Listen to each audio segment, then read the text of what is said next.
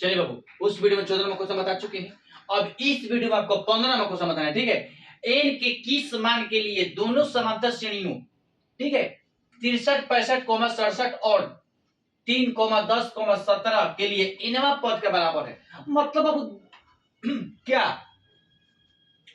आपको दो समांतर श्रेणी दिया है, ठीक है, और उसका इनवा पद का क्या करना है, बराबर करना है, ठीक है। चलिए बाबू क्या करेंगे, पहले हम लोग एगो आपको श्रेणी समांतर श्रेणी लेंगे। चलिए 63, 65 और 67 अब देखिए अब क्या करेंगे कि ए के मान 63 हो जाएगा, डी के मान दूसरा पद में से पहला पद को घटा देंगे तो आपका क्या बचेगा, 2 बच गया। नहीं, अब चलिए अब क्या करेंगे, अब बताइए बाबू कौन सा फॉर्मूला लगाएंगे, एन का फॉर्मूला लगाएंगे।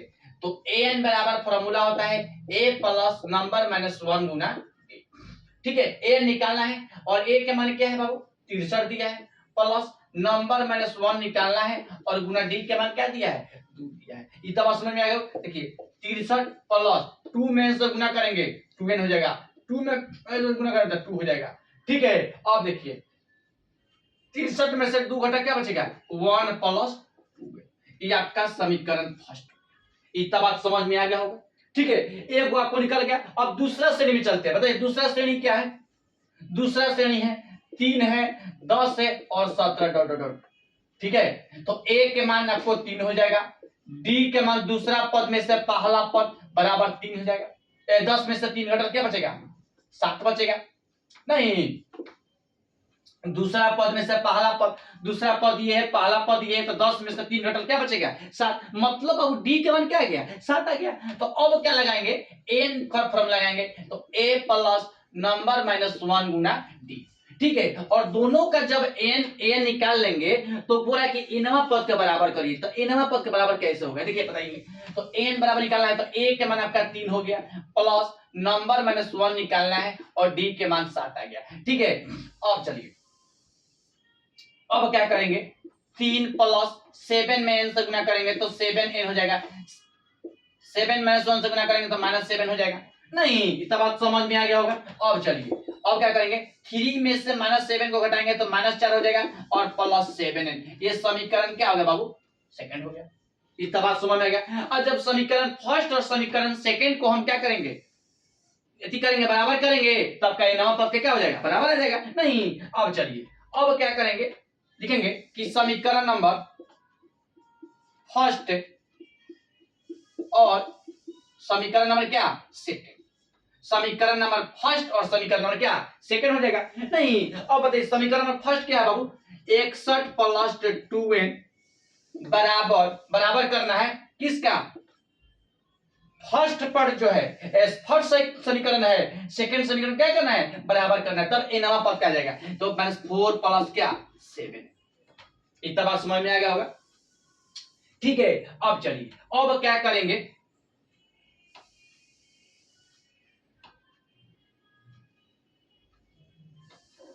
अब देखिए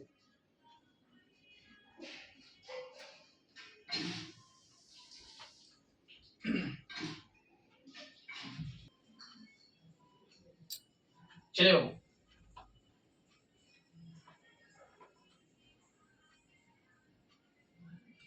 61 करेंगे, माइनस में है तो इधर आएगा प्लस में, ठीक है। 7n और ये प्लस में है, इधर आएगा तो क्या माइनस में।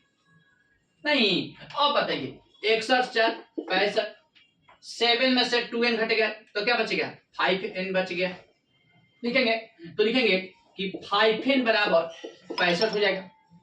तो इसलिए n बराबर 65, ये गुना में है, इधर आएगा तो क्या में, भागा में। मतलब क्या 13वां पद। कौन सा पद आ गया बाबू, 13वां पद आ गया। मतलब बाबू n का मान क्या आ गया, 13वां आ गया, ठीक है। तो यही कह रहा है कि n का nवा जो पद है किसका बराबर है, तो बोल देंगे 13वां पद के बराबर है। नहीं, क्वेश्चन यही बोला है। देखिए दो आपको समांतर श्रेणी दिया हुआ नहीं, और दोनों समांतर श्रेणी का एक फर्स्ट क्वेश्चन निकाल लेंगे और एक सेकेंड क्वेश्चन निकाल लेंगे और दोनों का बराबर कर देंगे तो बोल रहा है कि nवा पद क्या किसका बराबर होगा, तो बोल रहा है कि nवा पद जो 13वां पद के बराबर होगा। ठीक है, यही क्वेश्चन कह रहा था, कोई दिक्कत नहीं बाप। ठीक है, क्वेश्चन देखिए भुलवा के क्वेश्चन पूछता है या आप एग्जाम में भुला जाइएगा, बाकी आपको क्वेश्चन समझना है। ठीक है, कि दो गो समांतर श्रेणी दिया है तो दो गो समांतर, पहले समीकरण निकालेंगे, फिर इसके बाद दोनों फॉर्मूले क्या लगाएंगे, एन बराबर इसको भी लगाएंगे, एन बराबर इसको लगाएंगे, और दोनों समीकरण का जब निकाल लेंगे समीकरण, तो दोनों समीकरण क्या करेंगे, बराबर कर देंगे। और जब बराबर कर देंगे तो एनवा पद का क्या हो जाएगा, बराबर निकल जाएगा। तो मतलब कोई पूछेगा कि जब एक दो गो समांतर श्रेणी दिया है तो कहेगा कि एनवा पद किसका बराबर होगा, तो बोलता है कि एनवा पद तेरहवा पद का बराबर।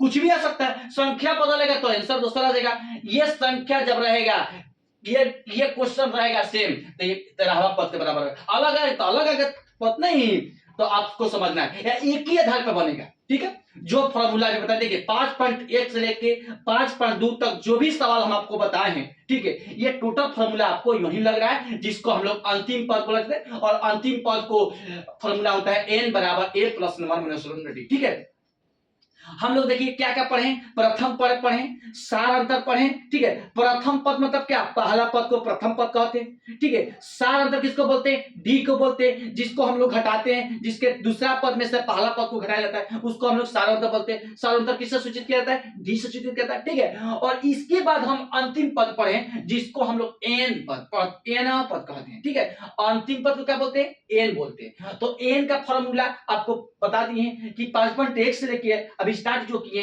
वही फॉर्मूला भी 5.2 तक चल रहा है। तो 5.1 5.2 में जो भी टॉपिक अभी पढ़ाए यही फॉर्मूला यूज किया। ठीक है, इसके बाद आपको 5.3 में जब पढ़ाएंगे तो उसमें अलग आपको पढ़ना है, अलग मतलब फॉर्मूला पढ़ना है, ये भी फॉर्मूला पढ़ना है और एक्स्ट्रा एक आज फॉर्मूला पढ़ना है। ठीक है।